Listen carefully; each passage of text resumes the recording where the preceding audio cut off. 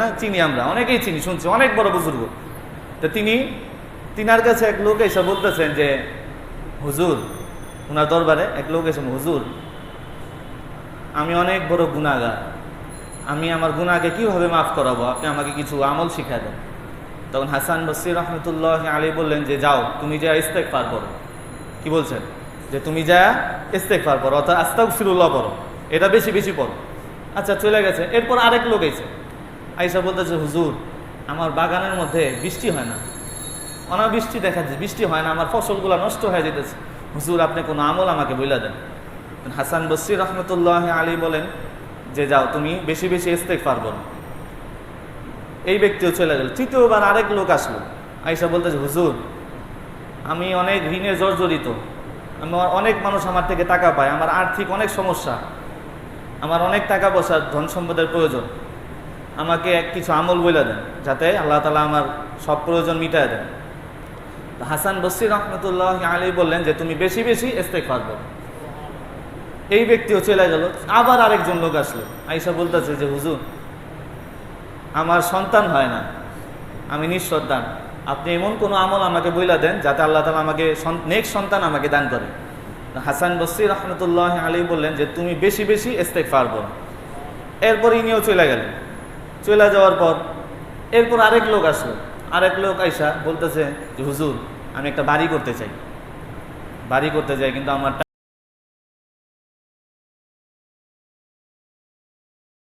আলহামদুলিল্লাহি নাহমাদুহু ওয়া নাস্তাঈনুহু ওয়া নু'মিনু বিহি ওয়া নাতাওয়াক্কালু আলাইহি ওয়া নাউযু বিল্লাহি মিন শুরুরি আনফুসিনা ওয়া মিন সাইয়্যিআতি আ'মালিনা মান ইয়াহদিহিল্লাহু ফালা মুদিল্লা লাহু ওয়া মান ইউদ্লিলহু ফালা হাদিয়া লাহু ونشهد أن سيدنا وسندنا ومولانا محمدا عبده ورسوله أما بعد فأعوذ بالله من الشيطان الرجيم بسم الله الرحمن الرحيم يا أيها الذين آمنوا توبوا إلى الله توبة نصوحا صدق الله المولانا العظيم اللهم صل على محمد وعلى آل محمد كما صليت على إبراهيم وعلى آل إبراهيم إنك حميد مجيد اللهم بارك على محمد وعلى آل محمد كما باركت على إبراهيم وعلى آل إبراهيم إنك حميد مجيد لا إله إلا الله لا إله إلا الله لا إله إلا الله لا إله إلا الله لا إله إلا الله لا إله إلا الله محمد رسول الله صلى الله عليه وسلم আলহামদুলিল্লাহ, সমস্ত প্রশংসা ও তারিফ সেই মহান আল্লাহ রব্বুল আলামিনের জন্যই, যিনি আমাদেরকে মাগরিবে নামাজ, আল্লাহ তাআলা অনেক বড় হুকুম ছিল, সেই নামাজ আদায় করার পর আবারও কিছু সময় মহান আল্লাহ তাআলার দরবারে, আল্লাহ তাআলার ঘরে, আল্লাহ তাআলার পবিত্র নামগুলোকে ধরা ধরা ডাকার আল্লাহ তাআলা তৌফিক দান করেছেন। এই জন্য মহান আল্লাহ রব্বুল আলামিনের শুকরিয়া আদায় করি, আলহামদুলিল্লাহ।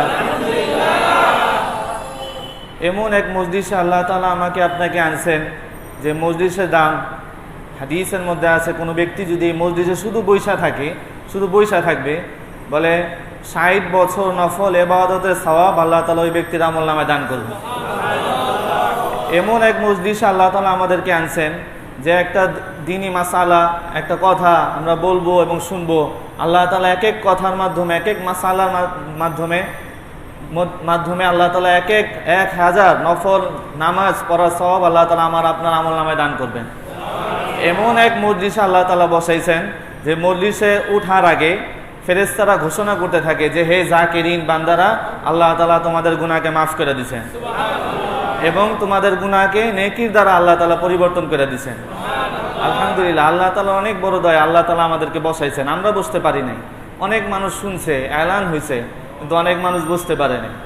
বলে এটা আল্লাহ তাআলার হুকুম ছাড়া। আল্লাহ তাআলা কোরআনে কারীমের মধ্যে বলেন, ওয়ামা তাশাউনা ইল্লা আন ইয়াশা আল্লাহু রাব্বুল আলামিন। আল্লাহ তাআলা বলেন মানুষ তো দূরের কথা, আমার হুকুম ছাড়া গাছের একটা পাতাও লড়ে না। একটা পাতা যে লড়বে এটাও আল্লাহ তাআলার হুকুমের মুখাপেক্ষী। তা আমি আপনি যে আসতে পারছি এটা আল্লাহ তাআলার ইচ্ছাতেই আসতে পারছি। অনেক মানুষ শুনছে, অনেকে চলে গেছে, সবাইকে আল্লাহ তাআলা বসার তৌফিক দেন। তো আমাকে আপনাকে পছন্দ করছেন, এটা আল্লাহ তাআলা চান যে আমার গুনাহগুলা যাতে মিটা যায়, আমি যাতে নিষ্পাপ হয়ে বাসায় যাই, এটা আল্লাহ তাআলা চান।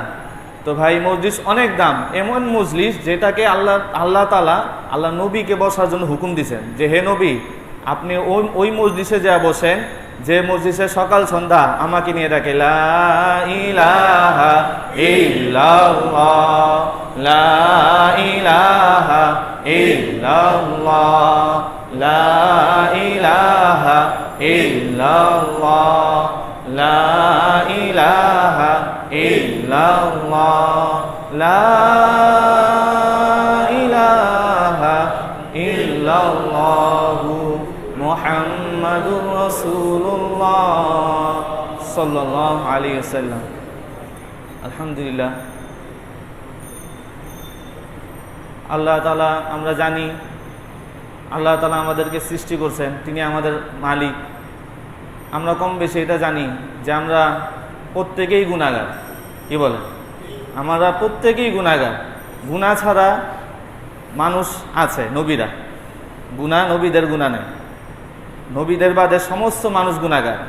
হাদিসের মধ্যে আল্লাহ নবী বলেন আলা কুল্লুকুম খাত্তাউন, হে উম্মতেরা তোমরা সকলেই গুনাহগার নবী বাদে। তো নবী বলতেছেন তোমরা সবাই গুনাহগার আল্লাহ তাআলার কাছে। কিন্তু সেই ব্যক্তি সবচেয়ে উত্তম গুনাহগারদের মধ্যে যে বেশি বেশি আল্লাহ তাআলার কাছে তওবা করে। হাদিসের মধ্যে আল্লাহ নবী বলেন তোমরা সকলেই গুনাহগার, তোমরা সকলেই গুনাহগার, কিন্তু গুনাহগারের মধ্যে সর্বোত্তম গুনাহগার সে যে গুনাহ করার পর আল্লাহর কাছে তওবা করে। কেন হাদিসের মধ্যে আল্লাহ নবী বলেন কোনো মানুষ যখন গুনাহ করে, গুনাহ করার পর সে যখন খাঁটি দিলে তওবা করে, বলে আল্লাহ তাআলার সাথে সাথে আল্লাহ তাআলা ওই ব্যক্তির গুনাহকে আল্লাহ তাআলা মাফ করে দেয়। এই জন্য আমাদের যখনই গুনাহ হয়ে যায় বেশি বেশি আল্লাহ তাআলার কাছে তওবা ইস্তেগফারের মাধ্যমে আল্লাহ তাআলার কাছে মাপ চাইব। কেন গুনাহ এমন এক পরিস্থিতিতে আমরা আছি যে বর্তমানে আমরা যে আছি গুনার সাগরে হাবুডুবু খাইতেছি। প্রত্যেকেই বের হইলেই গুনাহ, দেখলে চোখ ঘুরাইলেই গুনাহ, শুনলেই গুনাহ, গীবত শুনতেছি, একজনের নিন্দা করতেছে শুনতেছি, গুনাহ আমার হইতেছে। এরকম এক পরিস্থিতিতে আমরা আছি। শুধু আল্লাহর ঘরের মধ্যেই আমরা নিরাপদে আছি আলহামদুলিল্লাহ। গুনাহ থেকে আল্লাহ তাআলা বাঁচায় রাখছেন। কেন এখানে তো গুনাহ নাই, আছে কি বলেন? নেকি ছাড়া গুনাহ নাই, নেকি আর নেকি। তো প্রত্যেকেই আমরা গুনাহগার, কিন্তু গুনাহগারের মধ্যে সবচেয়ে উত্তম গুনাহগার আল্লাহর নবী বলেন যে ওই ব্যক্তি যে নিজের গুনার ওপর থেকে, নিজের কৃত গুনার ওপর আল্লাহ তাআলার কাছে খাঁটি দিলে তওবা করে। আল্লাহ রাসূল সাল্লাল্লাহু আলাইহি সাল্লাম হাদিসের মধ্যে বলেন যে কোনো গুনাহগার যখন তওবা করে, খাঁটি দিলে, গুনাহ করার পর সে আল্লাহ তাআলার কাছে তওবা ইস্তেগফারের মাধ্যমে আল্লাহ তাআলার কাছে যখন তওবা করে, তো আল্লাহ তাআলা কীরকম খুশি হন এটা উদাহরণ দেওয়ার জন্য আল্লাহ নবী বলেন যে মরুভূমির মধ্যে, মরুভূমি আছে না, সাহারা মরুভূমি, আরবের মরুভূমি, তা আমরা শুনছি সাহারা মরুভূমি। তো মরুভূমির মধ্যে কি শুধু বালি আর বালি থাকে, বালি আর বালি, মরুর পথ, কোনো খানা নাই, পিনা নাই, পানি নাই, কিছুই নাই, গাছগাছালা কিছুই হয় না ওই জায়গায়। যেখানে দেখা যায় বালি আর বালি, চতুর্দিকে বালি, কিছু নাই। আমরা জানি সাহারা মরুভূমি এত বড় যে আমাদের বাংলাদেশের মধ্যে 2-3টা মরুভূমি, বাংলাদেশের মধ্যে 2-3টা দেশ ওই মরুভূমির মধ্যে ঢুকায় দেওয়া যাবে, এত বড় মরুভূমি। তো অনেকে আরবের মধ্যে যারা থাকে জীবিকার প্রয়োজনে তারা ওই মরুপথ দিয়ে সফর করে মরুর জাহাজ দিয়ে। মরুর জাহাজ কি? উট। উটকে বলা হয় মরুর জাহাজ। উট আল্লাহ তাআলার এমন একটা বাহন যে উট একবার পানি খাইলে তার 15 দিন পানি খাওয়া লাগে না, এমন এক মাখলুক আল্লাহ তাআলা সৃষ্টি করছেন। কোরআনে কারীমের মধ্যে আল্লাহ তাআলা উটের কথা বলছেন, তো ওখানে যাইতেছি না। তো উট একবার পানি খেলে 15 দিন পর্যন্ত পানিটা সে ধরে রাখতে পারে তার ভিতরে, এই ক্যাপাসিটি আল্লাহ তাআলা তাকে দিয়ে দিচ্ছেন। তো আল্লাহ নবী বুঝাইতেছেন যে কোনো ব্যক্তি ওই মরুভূমিতে উটের ওপর সওয়ার হইয়া যাইতেছে, জীবিকার তাগিদে বা প্রয়োজনে সে যাইতেছে, যাইতে যাইতে তার রসদপত্র খানা পিনা সব উটের ওপর রাখা আছে, সব কিছু উটের ওপর রাখা, পানি খানা পিনা বিভিন্ন যে প্রয়োজনীয় জিনিস সব উটের ওপর রাখা। তো যাইতে যাইতে তার প্রয়োজন হাজতের প্রয়োজন হইল, তো সে উটের থেকে নামছে, নাইমা এক জায়গায় সে হাজত সারতে গেছে। হাজত সারতে যে আয়সা দেখে তার উট নাই, আয়সা দেখে উট নাই। যেদিকে তাকায় উট আর দেখা যায় না, যেদিকে তাকায় বালি আর বালি, চতুর্দিকে বালি। যেদিকে দেখে যে আসমান যায় বালির সাথে মিলা গেছে, যেরকম সমুদ্রে আমরা দেখি সমুদ্র আসমানের সাথে যা মিলা গেছে দূর পর্যন্ত, তো মরুভূমিটা এরকম, যত পর্যন্ত নজর যায় অত পর্যন্ত এটা হয়ে যায়, মিলা যেতেছে। তার উট আর দেখা যায় না। অনেক খোঁজাখুঁজির পর সে চিন্তা করলো যে আমার তো মৃত্যু ছাড়ার কোনো উপায় নেই। মরুভূমিটা এরকম জায়গায় সে পৌঁছাইছে 4-5 দিন 10 দিন সময় লাগবে, যে জায়গায় খানা পিনা আছে হাইটা যাইতে এতটুকু সময় লাগবে, তার এত দূর সে যাইতে হবে। তো সে ক্লান্ত শ্রান্ত হয়ে চিন্তা করলো যে আমার এখন মৃত্যু ছাড়া আর কোনো উপায় নেই। এখন উনি বলতেছেন যে আমি তো মারা যাবই, আমি তো মারা যাবই। ক্লান্ত শ্রান্ত হয়ে সে নিশ্চিত যে আমি এখন পিপাসায় কাতর হয়ে মারা যাব। এখন সে জীবনের আশা হাইরা, জীবন থেকে নিজের আশা ছেড়ে দিছে যে আমার তো মৃত্যু নিশ্চিত, এখান থেকে চলে গেল মৃত্যু, এখানে থাকলো মৃত্যু, এখানে থাকি আমি মারা যাই। তো এখন ক্লান্ত শ্রান্ত হয়ে সে ঘুমায় গেছে। ঘুম থেকে উঠার পর দেখে যে তার উট সমস্ত রসদপত্র নিয়ে তার সামনে, এই উটটা। তো বলেন এই লোকটা কত খুশি হবে, কত খুশি হবে। একটু আগে তো মৃত্যু থেকে সে মৃত্যু ছাড়া তার উপায় নেই, এখন সামনে ঘুম থেকে উঠাই দেখে উট তার সামনে, সমস্ত রসদপত্র খানা পিনা সব সহ এই উটটা তার সামনে আছে। এখন সে খুশি হয়ে আবল তাবল বলতেছে, আল্লাহ তাআলা প্রশংসা করতেছে আবল তাবল। আবল তাবল বলতে যে কি বলে যে নিশ্চয়ই আল্লাহ তুমি আমার গোলাম, আমি তোমার মনিব। বলা আবল তাবল বলতেছে এটা, কিন্তু সে বলতে চাইছে এইসা যে আল্লাহ নিশ্চয়ই আমি তোমার গোলাম, তুমি আমার মনিব। কিন্তু সে আত্মহারা হয়, আমরা অনেক সময় খুশিতে আত্মহারা বিভিন্ন কিছু বলি না, তো সে খুশি হয়ে বলতেছে যে আল্লাহ নিশ্চয়ই তুমি আমার গোলাম, আমি তোমার মনিব। কিন্তু বলার উচিত ছিল কি যে আল্লাহ তুমি আমার মালিক, আমি তোমার গোলাম। তো সে কত খুশি হয়েছে। আল্লাহ রাসূল সাল্লাল্লাহু আলাইহি সাল্লাম উদাহরণ দিতে যা বলেন, এই যে মরুচারী মরুভূমিতে সফর করতে করতে সে যখন জীবনকে থেকে নৈরাশ হয়ে আবার যখন তার উটকে ফিরা পেয়েছে, তার নতুন জীবনকে ফিরা পেয়েছে, এই ব্যক্তিটা যত খুশি হয়। বলে আল্লাহ তাআলার কোনো বান্দা যখন খাঁটি দিলে, আল্লাহ রাব্বুল আলামিনের কাছে চোখের 2টা পানি ফেলা খাঁটি দিলে যখন তওবা করে, বলে আল্লাহ তাআলা এর চেয়েও বেশি খুশি হন। এই জন্য ভাই আমরা সবসময় আল্লাহ তাআলার কাছে মাফ চাবো, ইস্তেগফার করব। ইস্তেগফার হলো, ইস্তেগফার আর তওবার মধ্যে কিছু পার্থক্য আছে। ইস্তেগফার হলো জবানের সাথে সম্পৃক্ত, আর তওবা হলো দিলের সাথে সম্পৃক্ত। দিলে দিলে এরাদা করার নাম হলো তওবা, যে আমি আর গুনাহ করব না, ভবিষ্যতে করছি এখন মাফ চাইতেছি আমি আল্লাহর কাছে, সামনে আর করব না, এটা দিলে দিলে এরাদা করা। আর জবানের মধ্যে আল্লাহ তাআলার কাছে মাফ চাওয়া, আস্তাগফিরুল্লাহ। এভাবে সবচেয়ে ছোট ইস্তেগফার হলো এটা, আস্তাগফিরুল্লাহ। এর অর্থের দিকে খেয়াল করব। অর্থ কি? হে আল্লাহ আমাকে মাফ করে দেন। অর্থ কি? সহজ অর্থ হলো হে আল্লাহ আমাকে মাফ করে দেন। আমি মাফ চাইতেছি না, আমি তো গুনাহগার, কেউ গুনাহ থেকে মুক্ত না, সবাই আমরা গুনাহগার, কেউ কম কেউ বেশি, কেউ মাঝারি এরকম, কিন্তু প্রত্যেকেরই গুনাহ আছে। তো গুনাহ থেকে যখন আমরা আল্লাহ তাআলার কাছে মাফ চাইতে থাকবো ইস্তেগফারের মাধ্যমে, বলে আল্লাহ তাআলাও আমাদেরকে মাফ করতে থাকবে। হাদিসের মধ্যে আছে, আল্লাহ নবী বলেন যে আমি দৈনিক 70 বার আল্লাহ তাআলার কাছে ইস্তেগফার করি। আল্লাহ নবীর কি গুনাহ আছে? তা আল্লাহ নবী করেন কেন?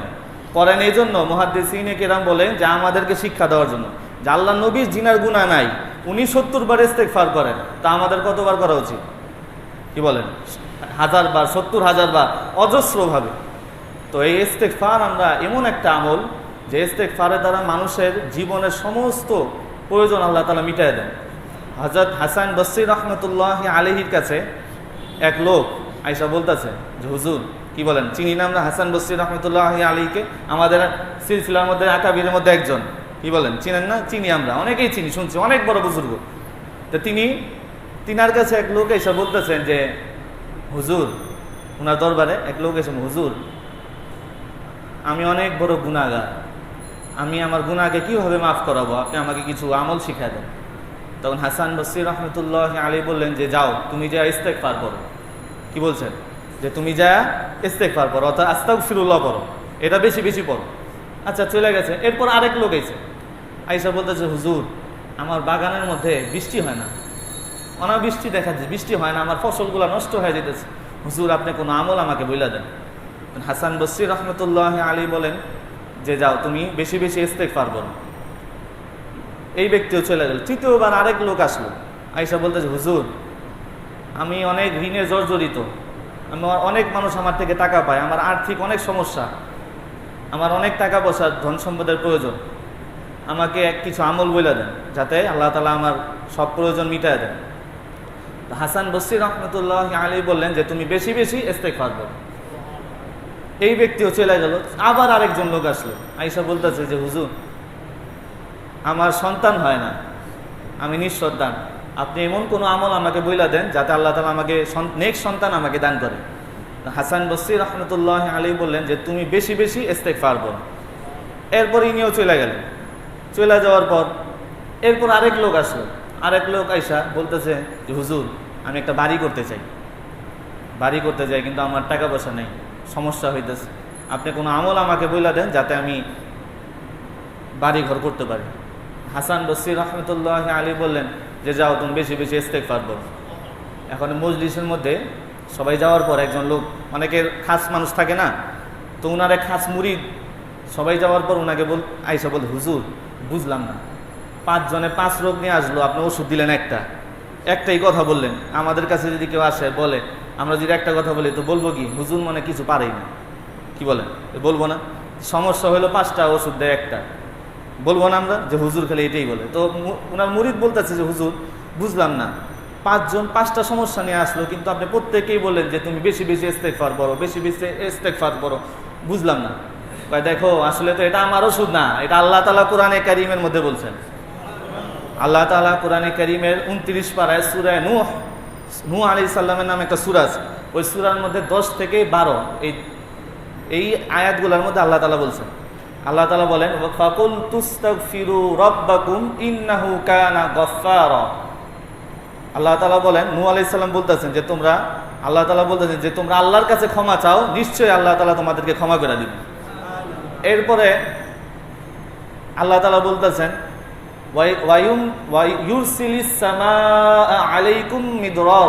এবং আল্লাহ তাআলা তোমাদেরকে রহমতের বৃষ্টি আল্লাহ তাআলা দান করবেন।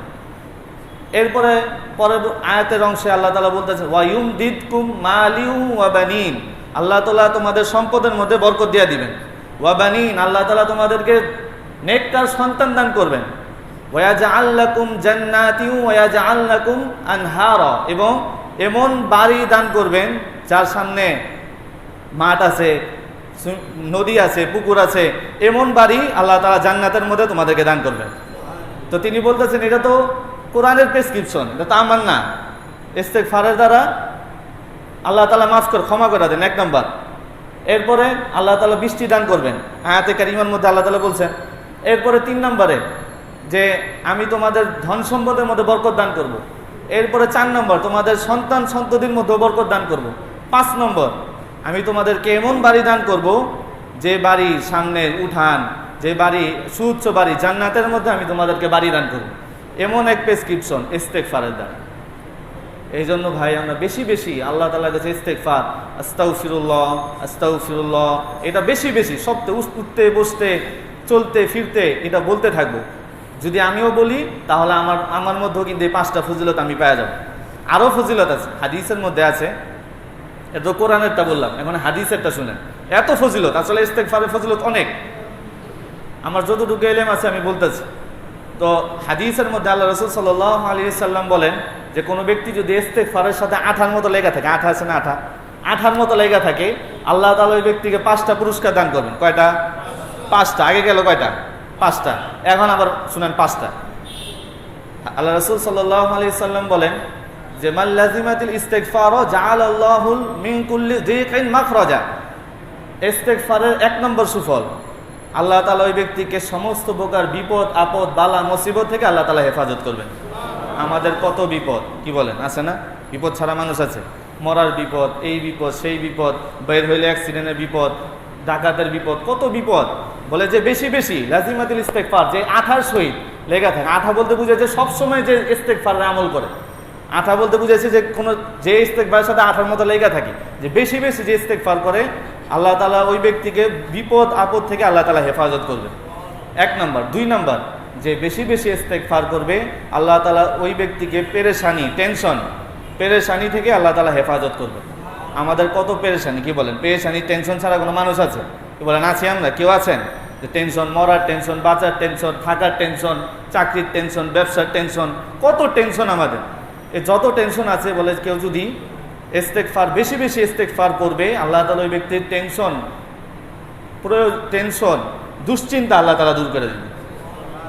নাম্বার 2। নাম্বার 3, যে বেশি বেশি ইস্তিগফারে আমল করবে, আল্লাহ তাআলা ওই ব্যক্তিকে এমন জায়গা থেকে রিজিক দান করবেন যে জায়গা থেকে তার ছিল না, তার ধ্যানই ছিল না, এমন জায়গা থেকে আল্লাহ তাআলা ওই ব্যক্তি রিজিকের ব্যবস্থা আল্লাহ তাআলা করে দিবেন।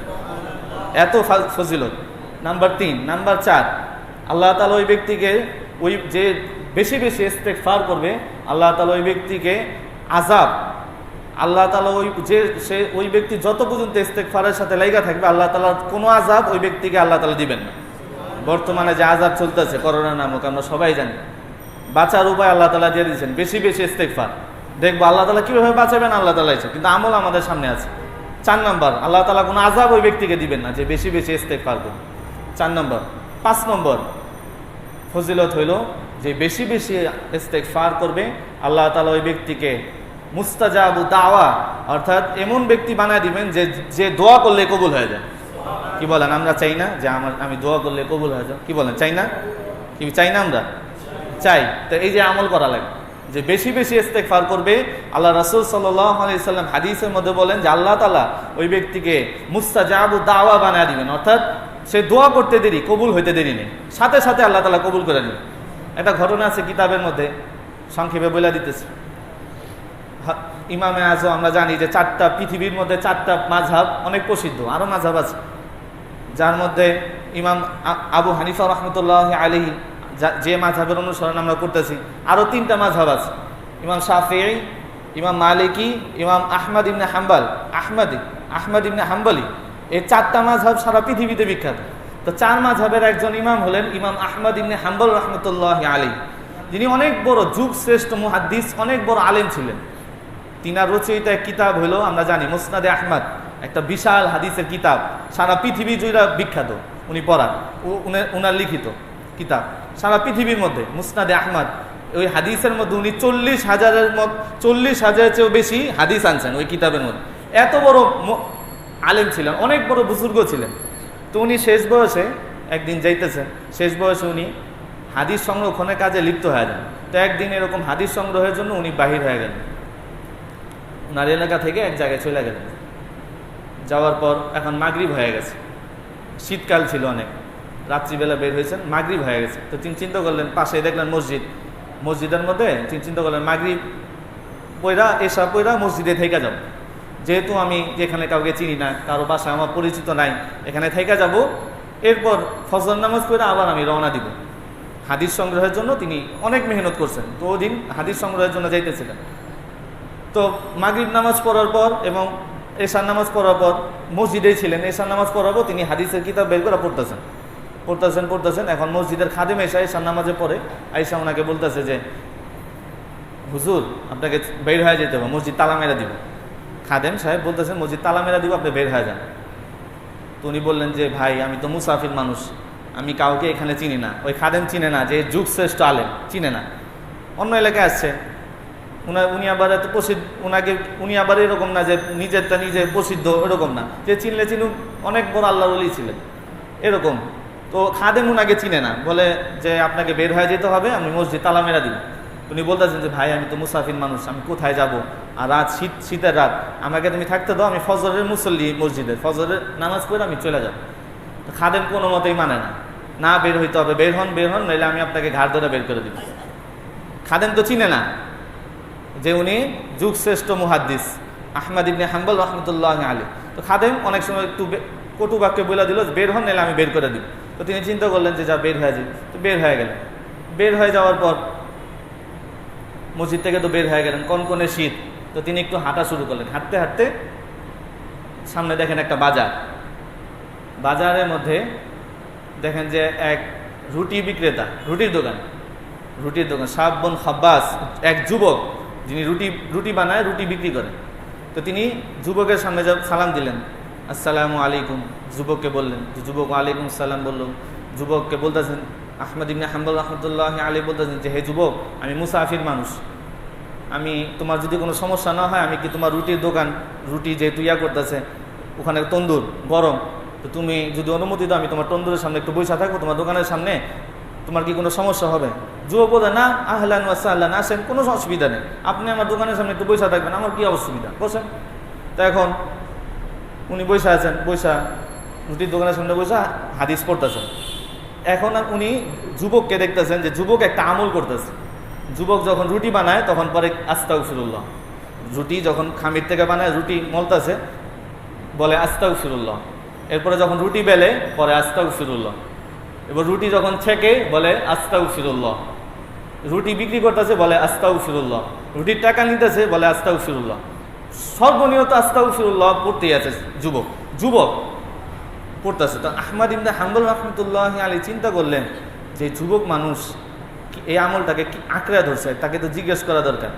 তো যুবককে বললেন যে হে যুবক, তুমি এই আমলটা করতেছো কি জন্য? দেখেন এই আমলটাকে আমি আমার প্রতিনিয়ত রুটিনের মধ্যে নিয়ে আসছি, সবসময় আমি আমল করি, অর্থাৎ ইস্তেগফার, সবসময় আমি ইস্তেগফার করি।